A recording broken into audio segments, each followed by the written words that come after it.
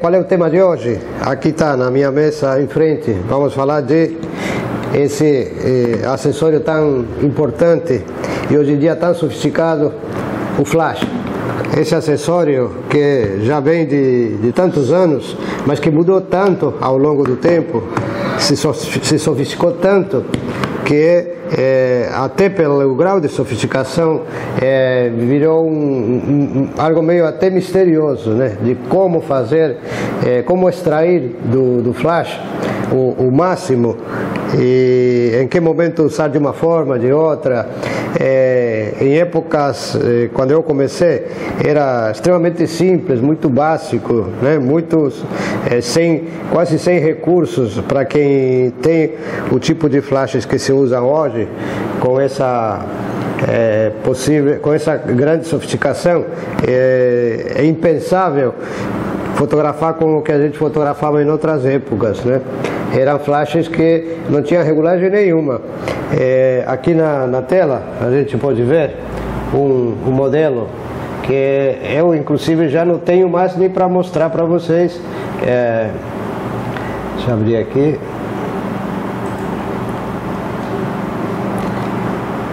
Aqui. Esse tipo de flash, como funcionava? Tinha uma bateria aqui dentro que a gente carregava e uma lâmpada, né, uma tocha que a gente falava, que a gente colocava em cima do flash ou segurava na mão, e essa bolsinha onde estava toda a parte eletrônica dele ficava no nosso ombro, aqui a tiracolo. E esse tipo de flash, essa marca famosa aí, Frata, flash brasileiro, tinha esse modelo 140, muito usado na época por todos os fotógrafos que faziam eventos sociais, que fotografavam crianças.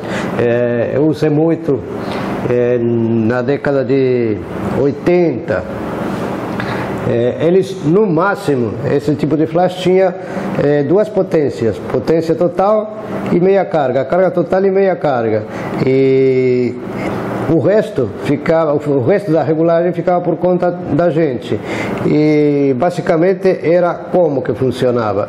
Se você ia fotografar perto das pessoas, então podia colocar meia carga, e aí existia uma tabelinha em que, a partir da distância em que você estava do motivo da pessoa, você colocava o diafragma necessário. Quanto mais perto, o diafragma mais fechado. Por exemplo, a tabelinha era um pouco assim: a 1 metro, diafragma 16, a 1,5 metro, 11, a 2 metros, 8, a 3 metros, 5,6, a 4 metros, diafragma 4 ou 2,8, e abrindo na medida que a gente se afastava, porque como a potência não mudava, então o que tinha que mudar era o diafragma. Na medida que nos afastávamos, essa potência que não mudava chegava mais fraca até o motivo, então íamos abrindo o diafragma. Essa tabelinha que estava impressa, logo a gente gravava na nossa cabeça e não precisávamos apelar para ela. Com respeito à velocidade, as câmeras tinham a tal velocidade de sincronismo que se colocava, em geral era 160 ou 125, tinha máquinas que sincronizavam até em 30 de velocidade, e era apenas isso, não havia outra coisa a ser feita.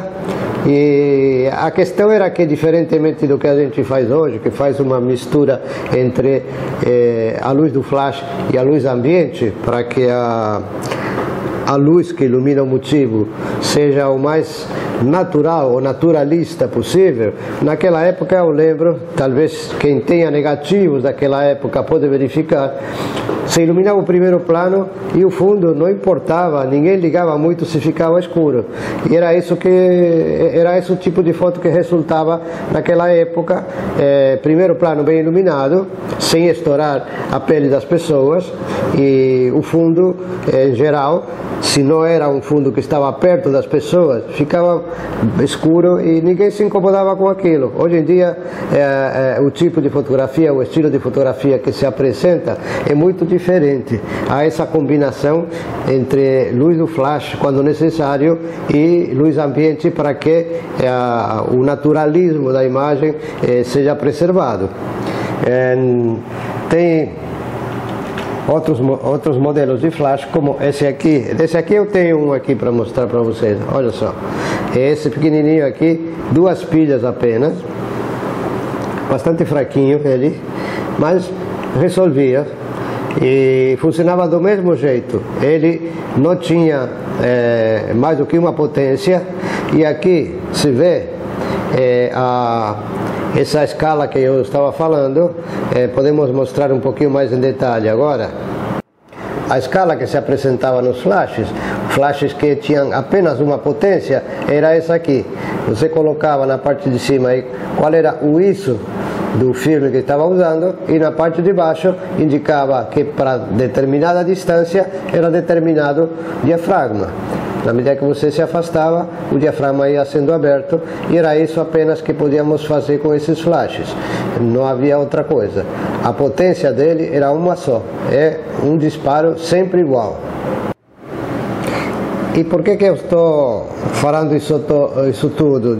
Por que estou voltando tão para trás no tempo e explicando como funcionava esse tipo de flash? Porque esses modos, esse modo, digamos assim, manual e único, com potência única, ainda funciona. Ainda os flashes possuem essa característica. Esse modo é o modo manual do flash. A diferença, que já vamos ver quando cheguemos nesse flash aqui, o flash que hoje em dia a gente usa, é que esse modo manual de potência não é único, como era nesse aqui e naquele outro que acabamos de ver lá na tela. Era uma potência única. Hoje em dia, nesses flashes atuais, temos a potência manual, mas é regulável. Você pode alterar essa potência. Nesses aqui, a potência era apenas uma. Com o passar do tempo, lá para a década de 90, apareceu outra geração de flashes. E também estou explicando isso agora não como um saudosismo para voltar atrás e lembrar velhos tempos, mas porque esses modos ainda também existem nos flashes de hoje. Esse tipo de flash aqui tem um modelo National, que eu usei bastante, e você vê aqui que isso aqui tem muita mais coisa do que esse anterior. A cabeça vinha para frente, já diferente desses aqui, podia rebater, ó.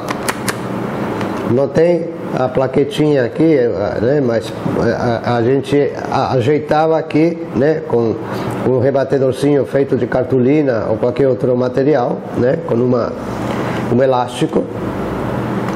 E esses aqui, que eu vou mostrar também, tem um modelo aqui para que vocês vejam. Esse aqui tinha uma sofisticação muito importante que depois veio a ser utilizada pelos flashes de hoje, que é esse sensor que se vê aqui no centro, aí onde está escrito Vari-Power, e que aqui nesse isso aqui, já vamos ver em detalhe. É um sensor que fazia o quê? Media a distância entre ele, com a câmera, e o primeiro plano. E então, se você usava esse modo em que esse sensor era usado, o flash se autorregulava. Ele disparava a potência necessária de acordo com a distância entre a câmera, ou o flash, e o primeiro plano que ele encontrava.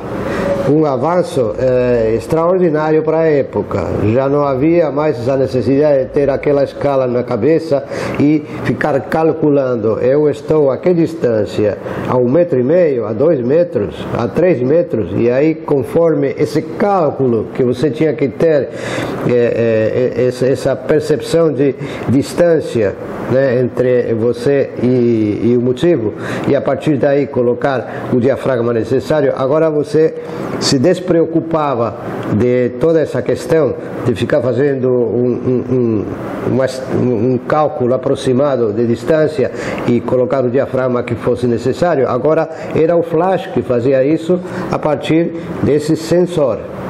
E atrás aqui esse monte de regulagem, só para simplificar e explicar brevemente, ele tinha esse tipo de flashes, essa geração de flashes, tinha o modo manual também, podia fazer ele disparar toda a carga e regular através do antigo sistema qual é a distância, dependendo da distância colocava-se o diafragma, e depois tinha outra regulagem que aqui está em cores diferentes, já vamos ver em detalhe, tem verde, laranja e amarelo.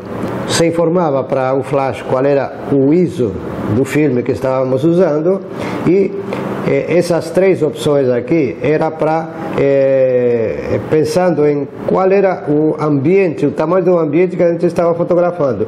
Em ambientes pequenos, a gente colocava aqui a primeira regulagem na cor verde, e ele atingia até 4 metros, ou seja, se você se colocava a 4 metros do primeiro plano, suponhamos que estávamos fotografando um grupo de pessoas, então 4 metros será a distância suficiente de recuo. Aí você colocava esse modo verde, e esse modo verde, a partir do ISO do filme, te dava o diafragma que você precisava usar, e você colocava esse diafragma, por exemplo, o diafragma 11. E como que funcionava esse novo sistema com esse sensor? Ele, o próprio flash, o próprio sensor verificava a distância até o primeiro plano, e se ele estivesse esse primeiro plano a 4 metros, que era a regulagem que a gente tinha colocado aqui, ele disparava toda a carga. Se você estivesse a 2 metros, o sensor verificava que não estava a 4 metros o primeiro plano, estava a 2 metros, e ele cortava o disparo, disparava, digamos assim, a metade da carga. Se a gente ia fazer um retrato, vamos estar a 1 metro, então cortava mais ainda a potência, disparava um terço da potência, e nunca o flash estourava, sempre ele se autorregulava. A única restrição é que aqui tínhamos colocado que era até 4 metros. Se por algum acaso do destino precisasse fotografar um grupo muito grande e o recuo fosse de 5, 6 metros, coisa extremamente rara, aí a potência não ia ser suficiente, ia ficar escura. Teria que partir para a outra regulagem, que a distância era maior ainda. Então foi esse o novo recurso desse tipo de flashes, um avanço muito grande que ainda os flashes hoje utilizam. E tinha vantagens adicionais esse sistema. Quais eram? Duas vantagens adicionais. Uma é que quando você fotografava a distâncias menores que o máximo estipulado, o disparo do flash nunca era a carga total, então poupava a pilha. E a outra vantagem é que para recarregar só tinha que carregar o que tinha gastado, então o flash ficava pronto para o disparo seguinte rapidamente. Grande vantagem para esses flashes, uma mudança quase que revolucionária para a época, que deixou os fotógrafos muito mais tranquilos. E na época, eu lembro, época de filme, quando víamos o filme revelado, verificávamos que todo toda a exposição estava igualzinha, facilitava muito a padronização,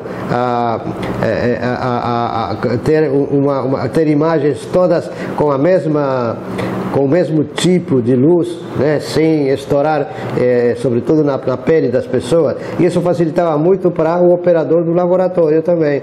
Ele acertava uma primeira imagem daquele filme, o resto ele já tinha acertado. Era muito fácil para o laboratorista também.